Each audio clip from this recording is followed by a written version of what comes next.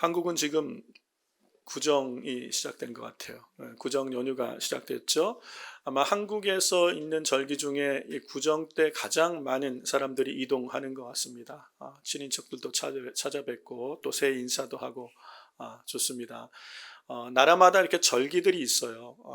한국은 뭐 이런 구정 같은 것도 있고 또 어떤 특별한 사건을 기념한 절기들이 있죠. 3.1절 그러면 3월 1일 독립만세 운동을 벌였던 우리 조상들 그분들을 기념하고 또 기억하여 우리가 3.1절을 국경일로 절기로 지키죠. 8.15 뭐 광복절 이런 것들. 미국에서는 독립기념일을 또 아주 크게 지내지 않습니까? 미국의 독립을 기념하는 날을 정해서 절기로 정해서 국경일로 정해서 온 미국 사람들이 그날 다 같이 이렇게 또 기뻐하죠. 보통 나라들은 이렇게 절기를 정할 때 역사 가운데 어떤 사건과 특정한 일들이 일어나면 그 일들을 기념하기 위해서 절기로 정합니다. 그래서 그날을 기념하고 축하를 합니다. 그런데 이스라엘이란 나라에도 절기가 있어요. 이스라엘에도 절기가 있는데 이스라엘의 절기는 그냥 보통 우리가 정하는 그런 나라들의 절기와 좀 다릅니다. 이스라엘의 절기는 하나님께서 어떤 일도 일어나기 전에 하나님께서 먼저 이스라엘 백성들에게 절기를 정하여 주셨어요. 이런 하나님의 특별한 절기들을 7가지를 이스라엘 백성에게 정해 주셨어요. 그러시고 그 절기에 하나님께서 특별한 일들을 이루어 주신 걸 볼 수 있습니다. 하나님께서는 이스라엘 백성들에게 유월절을 정해 주시고 그 유월절에 하나님께서는 애굽에서 이스라엘 백성을 구원하여 내셨어요. 그날이 유월절이에요. 그래서 유월절 절기가 먼저 있었고 그 후에 애굽에서 건져내신 걸 기념하여 그 유월절을 유대인들은 새해 첫날로 이제 바꾸기 시작합니다. 그게 이스라엘 백성의 유월절이고요. 그 유월절 이후에 3일 뒤에 초실절이 있었죠. 그리고 그 초실절로부터 50일 되는 날이 오늘 우리 성경에 우리가 보게 되는 오순절이란 날이에요. 그 오순절이란 날에 어떤 일을 하나님이 하셨냐면 애굽에서 나온 이스라엘 백성이 시내산에 도착해서 모세를 하나님은 시내산 꼭대기로 부르셔서 그 시내산 꼭대기에서 모세에게 율법, 이 10계명의 두 돌판을 주신 날이 이 50일째 되는 오순절 이 날이 돼요. 하나님은 이렇게 절기를 미리 이스라엘 백성에게 주시고 그날에 하나님의 특별한 일들을 이루신 걸 볼 수 있습니다. 그냥 다른 나라의 절기들과는 다르죠. 왜 그렇게 하셨을까?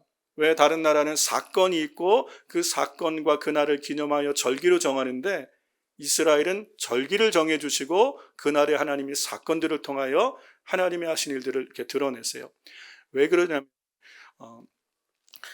이스라엘의 그 절기는 그냥 이스라엘만의 절기가 아니라 하나님이 온 세상과 열방을 구원하실 하나님의 구원 계획이 그 절기 속에 들어가 있기 때문에 그래요. 그래서 이 이스라엘의 7대 절기는 나중에 예수 그리스도의 생애와 그대로 일치하는 걸 볼 수 있습니다. 하나님께서는 이미 구약 때부터 절기를 정하시고 온 열방 세상을 다 구원하실 계획을 그 안에 이미 담아두시고 예수 그리스도의 생애를 통하여 이 절기들이 다 그대로 완성되게 하셔서 온 세상과 열방을 구원하신 하나님의 구원의 완성이 하나님의 계획이었음을 우리 가운데 확실히 알게 하시려고 그렇게 절기를 미리 정하시고 그 절기를 통하여 이를 이루셨죠. 예수님은 유월절에 돌아가셨어요. 유월절 어린 양. 하나님께서 이스라엘 백성을 애굽의 속박에서 건져내셔서 그들을 새 생명으로 이끄신 것처럼 죄와 사망의 권세 아래 있는 인류를 예수 그리스도께서 구원하여 내신 유월절 어린 양으로 예수님이 돌아가셨죠. 유월절 3일 후에 초실절이 있습니다. 첫 보리 이삭을 하나님께 드리는 초실절 절기에, 그래서 이 첫 열매를 드리는 절기가 초실절인데 예수님은 이 초실절에 부활하셨어요. 그래서 성경 뭐라고 얘기합니까? 예수님이 부활의 첫 열매가 되셨다라고 얘기하세요. 그 초실절로부터 50일 되는 날, 그래서 구약에는 77절 다음 날이라고 해요. 77절이라고 불러요. 7일이 7번 지난 다음 날, 이게 오순절이에요. 12순이라고 얘기할 때 순이 5번 지난 50일째 되는 날이 오순절이 되는 거예요.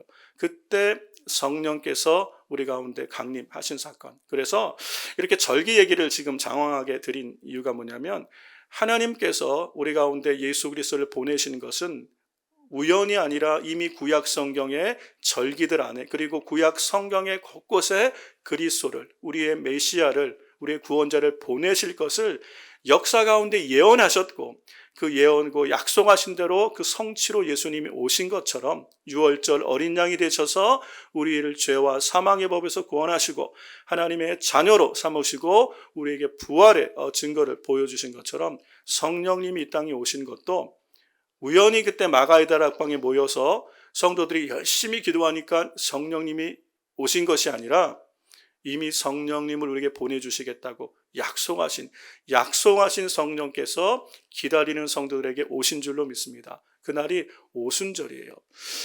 유대인들에게는 이 50일 되는 출애굽한 후에 50일 되는 날에 율법을 받았죠. 그들의 삶의 율법이라는 두 돌판을 주신 것처럼 오순절에 성령께서 임하셔서 우리의 마음의 법에 하나님의 성령의 법을 새겨 넣으셨어요. 로마서 8장에 보면 그러므로 그리스도 예수 안에 있는 자에게는 결코 정죄함이 없나니 이는 그리스도 예수 안에 있는 생명의 성령의 법이 죄와 사망의 법에서 너희를 해방하였습니다. 성령님 임하신 순간 우리의 마음판에, 마음의 법에 생명의 성령의 법이 거하시는 것. 성령님은 생명의 성령의 법으로 우리 안에 거하시는, 이게 오순절 사건을 우리에게 보여주고 있습니다. 그래서 이 오순절에 성령께서 임하신 이 사건에 대해서 우리가 한번 그 의미가 어떤 것들이고 오늘 우리 신앙생활에 도대체 이것이 얼만큼 중요한 의미가 있는지에 대해서 함께 말씀의 은혜를 나누고자 합니다. 우리가 지금 말씀드린 대로 성령님께서 오순절에 임하신 사건은 약속하신 성령께서 임하신 것을 알 수 있어요. 성령을 보내주시겠다라고 약속하신 이 구체적인 약속이 특별히 요엘서 2장 28절에 나와 있는데, 오늘 우리가 읽은 이 사도행전 2장 1절에서 4절 말씀 읽지 않았습니까? 이후에, 이 사건 이후에 성령의 충만을 받은 사람들이 방언을 막 하니까 거기 모여있던 다른 유대인들이 술 취한 거 아니야? 이렇게 얘기해요. 그때 베드로가 일어나서 뭐라고 얘기합니까? 지금이 아침 9시인데 이 사람이 술 취한 것들이 아니다. 지금 이 사람들이 하는 이 세 방언은 요엘서에 약속하셨던 바로 그 성령을 부어주신 약속의 증거다, 성취다라고 베드로가 사도행전 2장에서 이어서 설교하는 내용이 나오죠. 그 약속하신, 베드로가 인용했던 말씀이 바로 요엘서에 약속하셨던 성령의 사건이에요. 우리 같이 한번 읽어보겠습니다. 그 후에 내가 성령을 모든 사람에게 부어주겠다. 너희 자녀들은 예언할 것이며 너희 노인들은 꿈을 꾸고 너희 청년들은 환상을 볼 것이다. 너희 자녀들은 예언을 하고 노인들은 꿈을 꾸고 청년들은 환상을 볼 것이다. 성령께서 임하실 때 하나님께서 하나님의 백성들에게 새 일을 이루시고 새로운 비전으로 그를 이끄실 것을 약속하신 그 성령, 약속하신 성령이 바로 오순절에 지금 이 모여있는 마가의 다락방에 120명 정도 모여있는 이 성도들에게 임하여진 사건이 오늘 우리가 읽은 이 사도행전 2장에 나오는 성령 강림 사건이에요. 이렇게 성령께서 약속하신 대로 오순절 되는 날 임하심으로 이제는 성령 시대가 되는 거예요. 예수님의 사역과 성령님의 사역이 교체가 되면서 예수님은 부활하고 승천하셨죠. 예수님이 승천하시고 열흘 후에 성령님이 오신 거예요. 그러니까 예수님이 부활하시고서는 50일 되는 날 성령님이 이 땅에 공식적으로 오셔서 이후에 우리가 살아가는 이 사도행전 이후의 시대는 성령 시대라고 얘기하고 교회 시대라고 얘기를 합니다. 성령께서 교회를 통하여 하나님 나라 구원의 역사를 이 땅 가운데 일어나가고 있는 시대가 지금 우리가 살아가고 있는 이 시대예요. 그래서 이 시대를 성령 시대, 교회 시대라고 얘기하기 때문에 우리가 신앙생활은 오늘 하는 우리 성도들에게 성령님에 대해서 안다는 것이 너무너무 중요합니다. 거기에 대해서 여러분과 좀 함께 생각을 하려고 합니다. 이렇게 성령님이 이 땅에 임하신 것, 성령이 오심은 구약에 약속하신 것의 성취고, 이렇게 성령께서 우리 가운데 믿는 성도들 가운데 오시는 것, 이게 왜 중요한지, 오늘 우리가 성령을 받는 것, 그리고 성령으로 충만함을 입는 것이 왜 중요한지를 성경은 우리에게 이야기하고 있습니다. 이 사도행전 1장 4절과 5절에도 성령에 대해서 미리 우리 예수님이 말씀하셨죠. 지금 이 사도행전 1장 얘기는 예수님이 부활하시고 40일 지나시고 이제 승천하기 전에 그 한 500여 정도 되는 사람들을 모아놓고 하신 말씀이에요. 사람들을 모아놓고 하시는 말씀 가운데 이 말씀과 사도행전 1장 8절의 말씀이 나오죠. 같이 한번 읽어보면, 예수님은 사도들과 함께 모인 자리에서 이렇게 말씀하셨다. 너희는 예루살렘을 떠나지 말고 내가 전에 말한 대로 아버지께서 약속하신 선물을 기다려라. 요한은 물로 세례를 주었으나 너희는 얼마 안 가서 성령으로 세례를 받을 것이다. 예수님은 요한복음에서 성령을 보내시겠다는 말씀을 이미 여러 차례 많이 말씀하시고, 이 부활하시고 승천하시기 전에 이제는 모여있는 사람들에게 예루살렘을 떠나지 말고 내가 이미 여러 차례 너에게 말했던 대로 아버지께서 약속하신 선물을 기다리라는 거예요. 아버지께서 약속하신 선물. 그 선물이 뭐예요? 성령께서 이 땅에 임하시고 성령으로 세례를 받게 하시겠다는 약속을 기다리라는 것이에요. 그래서 성령님은 이미 우리에게 약속되어진 성령께서 이 땅에 오신 것을 알 수 있고요. 그 약속되신 성령을 받고 기다려서 받고 충만함을 입는 게 왜 중요한지, 우리 주님은 증인되라고 말씀하시면서 성령이 너에게 임하시면 권능을 받고 비로소 증인될 수 있는 걸 말씀하세요. 제자들에게 예루살렘을 떠나지 말고 예수님 승천하신 다음에 바로 복음 전하고 바로 열방으로 가면 좋은데 그러지 말고 기다리라고. 성령을 기다리고 성령의 충만함을 받은 이후에 그때 비로소 예루살렘과 유대와 사마리아와 땅끝까지 증인될 수 있다고 말씀하신 거예요. 그만큼 성령을 받는 것, 성령으로 충만함을 입는 것이 오늘 신앙생활하는 우리 성도들에게 대단히 중요한 일인 줄로 믿습니다. 그러면 이 성령을 받는 것이 왜 우리에게 이렇게 중요하냐? 분명한 것은 사도행전 19장에 보면 사도 바울이 이 갈라디아 지역을 지나서 에베소 지역의 복음을 전하러 갔을 때 거기서 일단에 믿는 성도들을 만났는데 이런 질문을 합니다. 우리 같이 한번 읽어볼게요. 아볼로가 고린도에 있는 동안 바울은 윗지방을 거쳐 에베소에 왔다. 바울은 거기서 몇몇 신자들을 만나 물었다. 여러분은 믿을 때에 성령을 받았습니까? 우리는 성령이 있다는 것도 듣지 못했습니다. 네, 에베소에서 믿는 무리들이 있다고 해서 찾아봤는데 여러분은 믿을 때 성령을 받으셨습니까? 라고 물어봤어요. 그런데 성령이 있음도 알지 못했다. 그리고 요한의 세례만 받았다라고 얘기를 합니다. 그때 보면 바울이 그들에게 안수할 때에 그들에게 성령이 임하고 그들이 방언도 하고 또 예언도 그렇게 하게 되는 걸 볼 수 있어요. 한 12사람 정도에게 그렇게 한 일이 일어나죠. 그러니까 믿을 때에 성령을 받았습니까? 라고 바울이 먼저 물어보는 거예요. 이 얘기는 성령 받지 않고도 신앙생활 할 수 있다는 것이에요. 그런데 성령 받지 않고 신앙생활 하는 것은 어쩌면 하나님과 상관이 없는 것이죠. 성령을 받는다는 것이 우리가 구원받은 하나님의 자녀인 것에 대한 확실한 증거인 것을 성경이 우리에게 말씀하시기 때문입니다. 고린도전서 1장 21절에서 22절 말씀을 보면 우리를 너희와 함께 그리스도 안에서 견고케 하시고 우리 안에 기름을 부으신 이는 하나님이시니 저가 또한 우리에게 인치시고 보증으로 성령을 우리의 마음에 주셨느니라 라고 얘기하세요. 인을 치셨다. 그러니까 우리에게 기름을 부으신 분은 하나님이신데 그분이 우리에게 인을 치셨단 말이 뭐냐면 내 것이라는 소유를 확인하기 위해서 도장을 찍는 것을 인을 쳤다는 거예요. 여러분 텍사스 같은 데 가면 이 소들이 많잖아요. 이 소들을 큰 넓은 들판에 방목하여 길러요. 뭐 이 사람 수도 있고 저 사람 수도 있겠죠. 소떼들이 다 방목해서 서로 풀을 뜯고 있는데 나중에 이제 다 우리로 돌아가야 되는데 누구 소가 누구 소인지 어떻게 알아요? 소마다 다 인을 쳐놨어요. 다 도장을 찍어놨어요. 말들도 그렇고 소유주가 명확하게 거기다 딱 이것은 내 것이라고 도장을 찍어놓는 것, 그게 인을 치시는 건데 우리가 예수 그리스도 안에서 죄사함 받고 구원받아 하나님의 자녀가 되었다는, 내가 하나님의 자녀인 것을 하나님은 딱 도장을 찍어 놓으셨어요.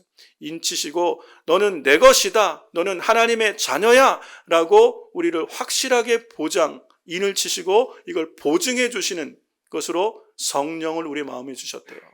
그러니까 우리가 예수 믿고 구원받았잖아요. 하나님의 자녀가 되셨지 않습니까? 우리가 구원받은 하나님의 자녀라는 것을 보증해 주시는 보증이 뭐라는 거예요? 성령을 우리에게 주셨다는 거예요. 그러니까 성령을 받았다는 것은 내가 구원받은 하나님의 자녀인 것을 하나님께서 보증해 주신다는 거예요.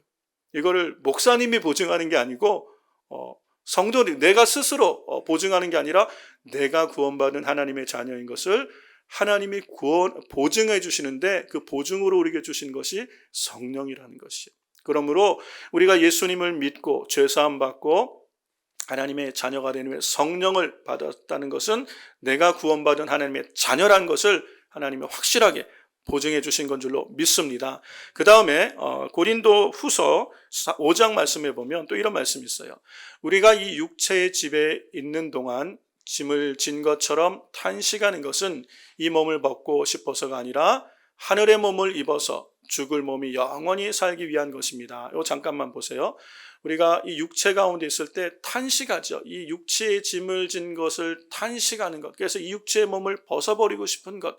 무슨 얘기냐면 여러분 우리가 이 땅의 삶을 살아갈 때 육신의 삶을 살아갈 때 좋은 일도 있고 감사한 일도 있지만 힘든 일도 있어요. 고통스러운 일들이 있어요. 원치 않은 질병 때문에 힘든 세월을 보내야 될 때가 있고 그리고 경제적인 어려움이 찾아와서 정말 어렵게 고통스러운 세월을 지나가야 될 수도 있고 관계의 어려움 살다 보면 인생이 절대 녹록지가 않아요. 슬프고 낙심하고 좌절할 일 많고 그래서 죽으면 좀 끝이 날래나 이 육신의 몸을 벗어버리면 끝 날래나 이래서 우리는 육신의 법을 죽음으로 인생의 문제를 해결하려고 하는 것이 아니라는 것을 얘기하는 거예요. 이 몸을 벗고 싶어서가 아니라 하늘의 몸을 입어서 죽을 몸이 영원히 살기 위한 것. 왜 우리는 그냥 죽음으로 인생이 해결되고 끝나는 거라고 생각하지 않고 죽음 이후에 우리의 육신의 몸이 신령한 옷으로 거듭나 영원한 생명을 얻기 위한 것. 그래서 우리는 새롭게 거듭나는 신령한 몸을 입기를 원한다라고 바울이 얘기하는데 그 다음 구절을 보세요. 5절에 이런 것을 우리에게 마련해 주신 하나님은 그것에 대한 보증으로 우리에게 성령을 주셨습니다. 그러한 것이 뭐예요? 영원한 생명, 곧 부활과 영생과 영원하신 하나님 나라를 마련해 주셨대요. 그 마련하신 것에 대한 보증으로 우리에게 성령을 주셨다는 거예요. 예수님께서는 요한복음에 성령이 오실 것을 많이 말씀하십니다. 내가 떠나는 것이 너에게 유익하다. 내가 떠나면 성령께서 너에게 오실 것이다. 예수님은 떠나서 너희를 위하여 처소를 예비하러 가시겠다. 하늘에 우리가 거할 처소를 예비하러 가시겠다라고 말씀하시고 그리고 우리에게 성령을 주시겠다고 말씀하셨죠. 주님은 우리를 위하여 하늘나라에 처소를 예비하셨대요. 여러분 믿는 우리 성도들에게 하나님이 약속하신 게 뭐예요? 영원한 생명을 약속하셨어요. 누구든지 저를 믿는 자마다 멸망치 않고 영원한 생명을 얻게 하려 하심이라. 하나님께서 우리에게 주시기 원하는 것은 이 땅에 사는 동안의 삶이 끝나고 죽음으로 끝나는 것이 아니라 하늘의 신령한 것을 덧입도록 영원한 생명, 하나님의 생명, 예수님의 부활의 첫 열매가 되신 것처럼 그 부활의 영광에 참여하여서 하나님의 영생에 참여하여 그 영광을 누리는 삶을 우리에게 마련해 주셨다는 것, 예비해 놓으셨다는 것. 이게 모든 성도들에게는 약속이에요. 이 약속이 우리 안에 확실한 약속이라는 것을 보증해 주는 보증이 성령을 우리 마음에 주셨다는 거예요. 성령을. 그러니까 성령님이 우리 안에 거신다는 것은 뭘 약속하는 거예요? 우리가 죄사함 받고 구원받은 하나님의 자녀인 것에 대한 하나님의 약속의 확증이죠.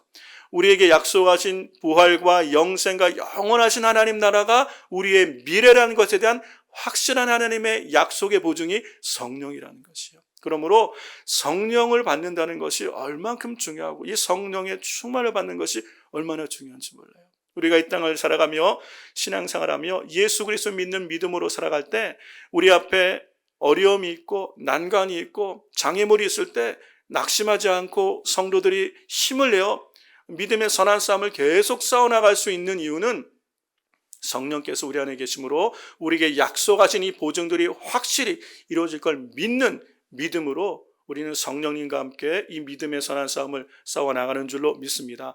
그래서 성령님을 보혜사라고 주님이 말씀하셨어요. 보혜사이신 성령을 우리에게 보내주시겠다. 우리 곁에서 우리 안에서 우리를 도우시는 성령님. 그래서 성령님이 우리와 함께 하실 때 우리는 하나님의 자녀로서 이 세상에 신앙생활하며 믿음의 선한 싸움에서 끝까지 승리하게 되는 줄로 믿습니다. 여러분, 우리는 연약해요. 하나님이 없는, 하나님을 믿지 않는 세상 사람보다 어쩌면 우리는 윤리적으로나 도덕적으로나 인격적으로나 더 부족할 수도 있어요. 육체적으로 더 약할 수도 있어요. 또 살아가는 삶의 방식에서 또 불편한 것들이 있을 수도 있어요. 우리는 약하고 부족하지만 그런 우리를 하나님이 인치시고 자녀 삼으셨잖아요. 끝까지 우리를 지키시고 보호하시고 인도하시기 위해서 하나님이신 성령께서 이미 구약에 약속하신 대로 오순절에 우리 가운데 임하시고, 이제는 예수님을 내 인생의 구주로 영접한 모든 성도들의 마음에 심령에 우리의 몸을 성전 삼아서 성령께서 함께하고 계신 줄로 믿습니다. 그러므로 우리가 이 땅을 살아가며 세상에서 하나님의 은혜 가운데 하나님이 예비하신 모든 은혜를 누리며 하나님이 기대하시는 것처럼, 우리가 소망하는 것처럼 믿음의 선한 삶, 승리하는 삶을 살기 위해서는요, 성령님을 잘 알아야 돼요. 그리고 성령님께 잘 연합되어져서 성령께서 우리에게 주시기 원하시는 많은 약속들, 그 신령한 은사들을 약속하셨잖아요. 지금 제가 제 말을 하는 것이 아니라 성경에 이미 성령이 약속하신 약속들, 성령의 은사, 성령의 열매들을 주시겠다고 주님이 말씀하셨죠. 이후에 나오는 사도행전 1장 8절이 이 얘기예요. 오직 성령이 너희에게 임하시면 너희가 권능을 받고, 하나님께서 성령으로 말미암아 믿는 모든 성도들에게 하늘에 속한 신령한 특별한 은사와 능력들을 주신다고 말씀하셨어요. 그 성령의 은사를 받을 때 우리가 연약하지만 하나님의 도우심과 은혜 안에서 이 믿음의 선한 싸움을 끝까지 계속할 수 있고, 그리고 최후까지 승리하며 하나님의 영광에 참여하게 될 줄로 믿습니다. 이 믿음과 확신이 우리 성도들에게 있기를 주의 이름으로 축원합니다. 그래서 우리에게 이 성령을 주신 이유는 우리의 구원과 우리에게 약속하신 영생과 하나님 나라가 확실한 것을 우리에게 알려주시려고 주셨는데, 예수님께서 바로 이러한 말씀들, 이 사도행전 1장에 지금 하시고 1장 8절에 하시는 이런 성령에 대한 말씀을 하실 때 예수님이 승천하시기 전에, 부활하신 후에 예수님은 40일 정도 있다 지상에 머무시면서 제자들에게 간간히 나타나셔서 말씀을 주셨는데, 이제 승천하실 때에 한 500여 명 정도가 모여 있었어요. 500여 형제들에게 일시에 나타내셨다고 하시면서 바울이 고린도서에 말씀하죠. 이렇게 한 500여 명 정도 모인 사람들, 500명 더 될 수도 있겠죠. 그 사람들에게 마지막으로 당부하시고 성령을 기다리고 예루살렘 떠나지 말고 약속하신 성령 기다려라 라고 말씀하시고 승천하시고 열흘이 지난 후에 오순절이 이름에 성령께서 정말 임하신 거예요. 마가의 다락방에 모여있는 성도들에게 강림하셨는데, 그때에 모였던 수가 몇 명이라고 사도행전 1장에 얘기하고 있습니까? 한 120명 정도 모여있다고 얘기해요. 500명이 넘는 사람들에게 예루살렘을 떠나지 말고 아버지께서 약속하신 성령을 기다리라, 몇 날이 되지 못하여 너희는 성령으로 세례를 받으리라 라고 주님이 당부하셨는데 500명 넘는 사람이 어디 가고 120명만 모여 있는 거예요. 그런데 그 약속을 믿고 오늘 사도행전 2장 1절에 보니까 오순절 날이 이미 이름에 저희가 다 같이 한 곳에 모였다. 이 마가의 다락방에 약속, 주님이 당부하시고 마지막 하신 이 약속을 믿은 사람들은 이 마가의 다락방에 모여서 열흘간 계속 말씀으로 이 구약을 확증하고 예수 그리스도에 대한 복음을 확증하며 말씀을 듣고 배우고 기도하며 약속하신 성령을 기다렸던 거예요. 그 약속하신 성령을 기다렸던 그 마가의 다락방에 모였던 사람들에게 호련히 하늘에서 이 바람 같은 소리로는 바람 소리가 들리고 눈에 보이는 것은 불의 혀 같은 것이 각 사람 머리에 임하는 것을 보았어요. 그러면서 각 사람이 성령으로 충만함을 입었다라고 성경은 이야기하는 거예요. 성령 강림 사건이 드디어 임하게 되는 건데, 여러분 500명 넘는 분들에게 말씀했는데 120명만 그 성령의 충만함을 경험하는 현장에 있었던 걸 볼 수 있어요. 아마 다른 분들은 왔다 갔다 했던 분들도 있어요. 집안일도 좀 하고, 그리고 아침에 갔다가 오후에 오고, 아니면 오후에 갔다가 아침에는 일 보고 오후에 가고, 그렇게 한 열흘간 보냈던 분도 있겠죠. 중요한 것은 성령께서 강림하신 그때에 120명은 그곳에 있었던 사람이라는 것이에요. 사랑하는 성도 여러분, 우리 성도들이요, 있어야 될 자리, 하나님의 약속을 믿고 약속을 기다리며 우리가 있어야 될 그 위치에 있다는 것이 얼마나 중요한지 몰라요. 거룩이라는 단어, 구약의 거룩이라는 단어의 그 핵심적인 뜻이 뭐냐면 있어야 할 자리에 있는 것이 거룩이에요. 성도가 있어야 될 곳에 있는 게 거룩함이 되는 거예요. 성도가 있어야 될 그 자리에 있을 때 하나님의 약속하신 은혜들이 우리 안에 부어지는 줄로 믿습니다. 여러분, 주일 예배 같은 것, 주일 성소가 바로 그런 것이에요. 주일 하나님 앞에 모이는 그 일상적인 이 예배가 하나님의 임재의 영광을 맛보는 아주 중요한 날이 된다는 것이에요. 그러니까 약속하신 성령을 기다리며 하나님이 우리에게 약속하신 그 날에 우리가 있어야 될 삶의 자리를 지킬 때 하나님은 그 일상 가운데 우리를 찾아오셔서 하나님의 약속한 신령한 은혜와 능력으로 성도들의 삶을 붙드시고 인도하여 주시는 줄로 믿습니다. 이렇게 성령님이 오순절에 임하셨는데 성령께서 임하실 때 오늘 우리가 이 사도행전에 보니까 어떤 일이 있어요? 2장 4절에 저희가 다 성령의 충만함을 받고 성령의 말하게 하심을 따라 다른 방언으로 말하기를 시작하니라. 성령께서 이 땅에 강림하신 것을 눈으로 확인할 수 있는 분명한 증거들이 사람들이 방언을 말하기 시작하는 거예요. 방언을 말하는 것. 성령께서 개인이든 공동체든 성령께서 강력하게 임하실 때에 나타나는 볼 수 있는 현상으로 대표적인 게 뭐냐면 방언의 은사를 주신다는 것이에요. 성령의 열매는 다양합니다. 성령의 은사는 많죠. 어떤 분에게는 지혜의 은사, 지식의 은사, 어떤 분들에게는 섬김의 은사, 더 특별한 사랑과 긍휼의 은사, 이런 다양한 은사들을 우리에게 주시지만 그런 은사들은 시간을 지나면서 시간 속에서 이렇게 드러나게 되죠.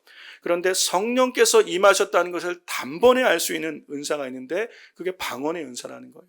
그래서 성령께서 임하시고 성령께서 강림하시고 개인에게나 성령으로 충만함을 받을 때 따라오는 공통적으로 따라오는 특징이 방언을 말하였다라는 표현이 성경에 많이 나타나요. 그래서 마가복음 16장 17절에도 예수님이 믿는 자에게 따르는 표적이 있겠다라고 말씀하시면서 표적, 그러니까 성령으로 말미암아 나타나는 표적 중에 새 방언을 말하며라고 주님이 말씀하시기도 하고요.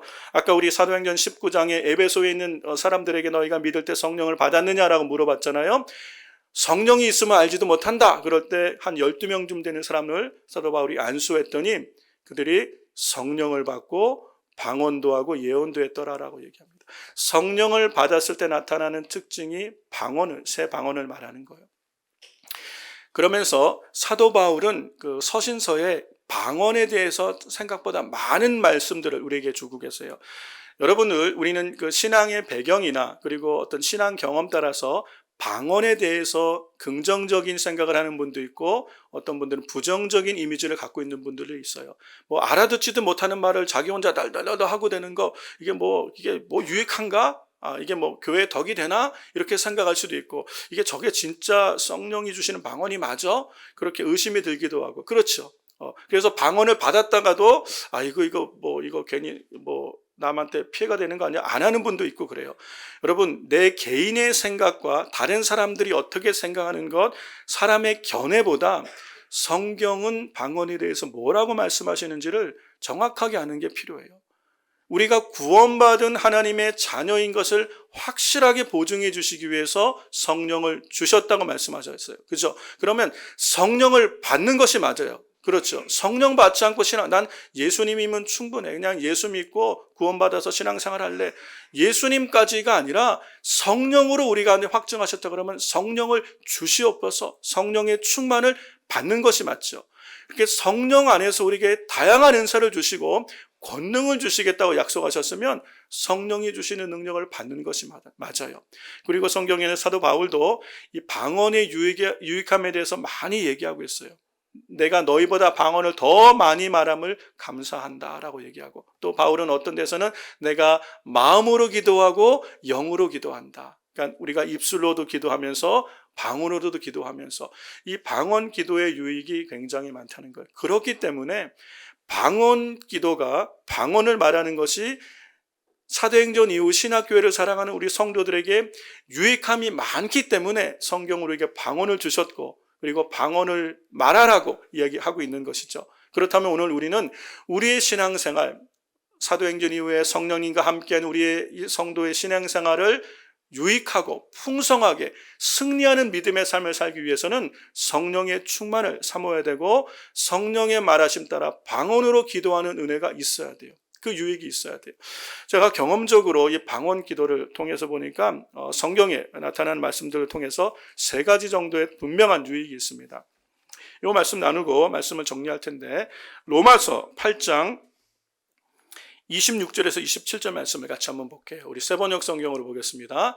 이와 같이 성령께서도 우리의 약함을 도와주십니다. 우리는 어떻게 기도해야 할지도 알지 못하지만 성령께서 친히 이루다 말할 수 없는 탄식으로 우리를 대신하여 간구하여 주십니다. 사람의 마음을 꿰뚫어 보시는 하나님께서는 성령이 생각이 어떠하신지를 아십니다.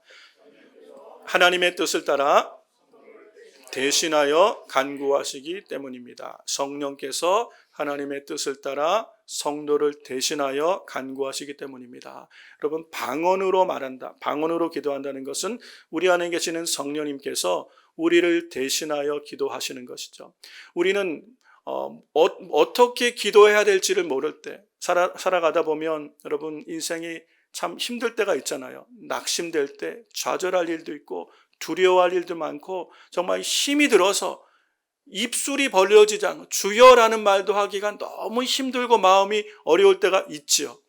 우리가 어떻게 기도해야 될지 모를 때가 종종 있어요. 그럴 때 우리 안에 계신 성령님께서 우리를 도우시는 거예요. 어떻게 도우세요? 말할 수 없는 탄식으로 우리 안에서, 그 앞절을 보세요. 우리를 대신하여 간구하시는 거예요. 우리를 대신하여 성령께서 친히 이루다 말할 수 없는 탄식으로 우리를 대신하여 간구해 주신대요. 방언으로 기도한다는 게 이런 것이에요. 뿐만 아니라 성령께서 하나님의 뜻대로 우리에게 우리를 대신하여 기도하신대요. 우리는 인생의 방향을 하나님께 모를 때 무엇이 하나님의 뜻인지 우리는 잘 모를 때가 많아요. 아무리 내가 하나님 앞에 기도해도 잘 모를 때가 있죠. 그런데 성령은 하나님의 깊은 것을 통달하신다고 말씀하셨잖아요. 하나님의 생각을 누가 제일 잘 아세요? 우리 안에 계신 성령께서 제일 잘 아세요. 그래서 우리 안에 계시는 성령님께서 우리를 대신하여 하나님의 뜻대로, 27절 보세요. 성도를 대신하여 하나님의 뜻에 따라 성도를 대신하여 간구하신다고 말씀하시는 거예요. 그래서 방언으로 기도하는 것의 유익이 이런 것에 있는 것이에요. 우리가 도저히 지치고 낙심돼서 기도할 수 없을 때 방언은 기도할 수 있는 분들은 방언으로 기도해 보세요. 하나님께서 우리 안에 새 힘을 불어넣어 주시고, 또 우리 인생의 미래 어떻게 되릴지 우리는 바로 내일 아침 무슨 일이 일어날지도 모르는데, 방언으로 기도할 때 방언 기도를 또 이런 표현으로 해요. 방패 기도다라고 얘기해요.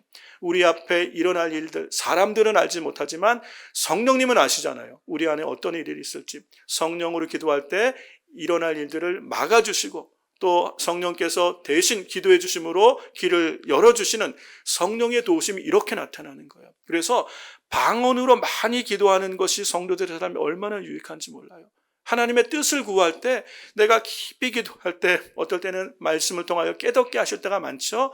그런데 때로는 아무리 기도해도 모를 때가 있는데, 방언으로 깊이 기도하다 보면 하나님의 뜻을 감찰하시는 성령께서 우리 안에 깨닫게 하시는 경우가 있다는 거예요. 방언으로 기도하는 그 기도의 유익이 큰 걸 볼 수 있어요. 그 다음에 이 방언으로 기도할 때요, 기도를 깊이 하는 기도를 경험할 수 있죠.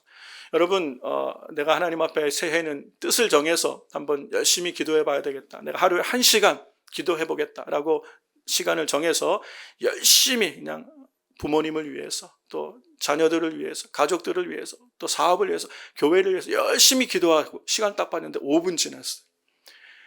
1시간 기도하는 게 이렇게 힘들고 정말 어려운데, 방언으로 기도하다 보면요, 시간이 생각하는 것보다 더 빨리 지나가는 걸 볼 수 있어요. 그래서 내가 마음으로도 기도하고 영으로도 기도하고, 내가 입술로도, 내 말로도 하나님 앞에 기도하고 방언으로도 기도하고, 사도 바울은 이렇게 얘기했어요. 그러면서 깊은 기도를 경험하고, 또 기도의 시간이 더 길어지면서 우리 기도가 강력한 기도 안으로 들어가는 걸 경험할 수 있어요. 여러분, 방언 기도의 또 강한 특징 중에 하나가 강력한 기도를 하게 하시는 걸 볼 수 있어요. 강력한 기도. 우리 인생에 예를 들어서 아픈 분들을 위하여 치유할 때 방언으로 기도해야지라고 생각하지 않아도 기도하다 보면 방언 기도가 나와요. 강력한 기도가 필요할 때 성령께서 우리 안에서 대신 기도해 주시는 경우가 있어요. 그리고 축사, 귀신 들린 사람들을 축사할 때도 보면 내가 방언으로 기도해야지라고 아니라 축사 기도하다 보면 방언이 먼저 딱 튀어나올 때가 있어요. 강력한 기도라는 거예요. 어떨 때는 이게 통변을 통하여 무슨 뜻인지 알 수 있다고 그랬죠. 방언으로 하는 기도는 알아들을 수가 없어요. 그게 특징이에요.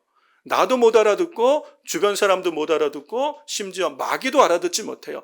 성령께서 하나님께 직접 기도하는 기도이기 때문에. 그런데 통변의 은사를 받으면 알아들을 수 있다고 그러죠. 근데 방언으로 기도하다 보면 내가 무슨 기도하고 있구나라는 것을 성령께서 알게 하실 때가 있어요.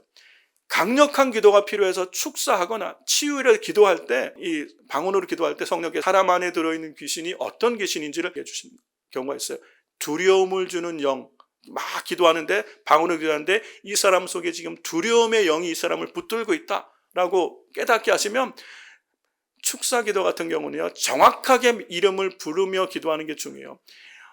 누구누구에게 두려움을 주는 영은 예수의 이름으로 떠나갈지어다 라고 명확하게 기도할 때 강력한 기도가 돼서 그 사람을 묶고 있는 어둠의 영, 두려움의 영 또는 미혹해하는 영들이 떠나가서 하나님께서 자유케 하시는 은혜의 일들을 주시는 줄로 믿습니다. 그래서 생명의 성령의 법이 죄와 사망의 법에서 너희를 해방하였다는 말씀이에요. 성령께서 우리 안에 역사하심으로 강력한 기도가 성령으로 드려지는 기도가 되어질 때 성도들의 삶에는 다양한 묶임들, 다양한 어려움들에서 우리를 자유케 하시는, 우리를 풀어주셔서 자유케 하셔서 성령이 주시는 기쁨 안에 살아가도록 회복과 부흥을 주시는 분이 성령님이세요. 그래서 성령으로 기도하는 것, 이 방언으로 기도하는 것이 우리의 삶에 얼마나 큰 유익이 되는지 모릅니다. 마지막으로 이 방언 기도의 유익이 뭐냐면, 제가 오늘 성령에 대해서 얘기하는 김에 방언의 유익을 여러분에게 말씀드리는 건데요. 방언으로 기도하다 보면 우리 삶에 하나님께서 내 영혼을 소성케 하는 것을 경험할 수가 있어요. 살다 보면 여러 가지로 피곤하고 지칠 때가 있죠. 목회를 하다 보면 힘들 때가 있어요. 낙심될 때가 있고 이렇게 지칠 때가 있어요. 슬럼프가 인생에 오기도 하죠. 그런 어떤 분들이 이것이 심해지고 관리되지 못하면 우울증으로 찾아와서 그렇게 열심히 신앙생활하던 분, 교회를 열심히 섬기고 정말 아주 밝던 분이 어느 날 굉장히 낙심해서 이렇게 힘들어하는 경우를 볼 수 있는데, 그럴 때 여러분, 평상시 우리가 우리 인생에 힘든 일들이 찾아오고 어려울 때마다 방언으로 하나님 앞에 뜨겁게 기도할 때 우리 속 사람을 깨끗하게 치료하는, 우리의 영혼을 소성케 하는, 우리 안에 기쁨을 회복하는 일들을 성령께서 하시는 걸 경험적으로 알 수 있어요.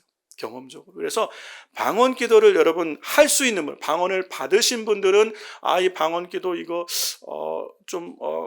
잘 안 하는 분들이 계시다면 다시 한번 이 기회에 방언으로 뜨겁게 기도하시고, 아직 방언을 받지 못한 분은 사모하셔서, 왜냐하면 하나님 우리에게 주시기를 원하시고 유익이 크기 때문에 사모하셔서 방언으로 뜨겁게 기도할 때 하나님께서 우리에게 새 힘을 불어넣어 주시고 내 마음과 생각에, 내 감정에 하나님이 새 영으로 우리를 새롭게 하시는 은혜가 있게 될 줄로 믿습니다. 그럴 때 우리가 신앙생활하는 이 믿음의 여정에서 때로는 넘어지고 때로는 또 실패하고 실수하고 넘어져서 좌절할 일이 있을 때 우리를 일으키시는 분이 성령님이신데, 어떻게 우리를 금방금방 일어나게 하십니까? 기도할 때 깊은 기도, 성령 안에서 방언으로 기도하며 또 마음으로 하나님의 약속의 말씀 붙들고 기도하는 그런 시간들을 통해서 우리를 살아나게 하시는 줄로 믿습니다. 그러므로 사랑하는 성도 여러분, 우리 2023년 새해 오직 성령으로 라는 표어로 우리가 신앙생활을 지금 시작하고 있지 않습니까? 우리의 인생 성전은요,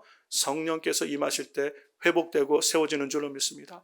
우리의 인생, 우리의 육신을 성전 삼아 성령님이 함께 하시고, 우리의 신앙생활이 하나님의 영광을 위해 쓰임받는 삶을 살기 위해서는요, 힘으로 되지 않습니다.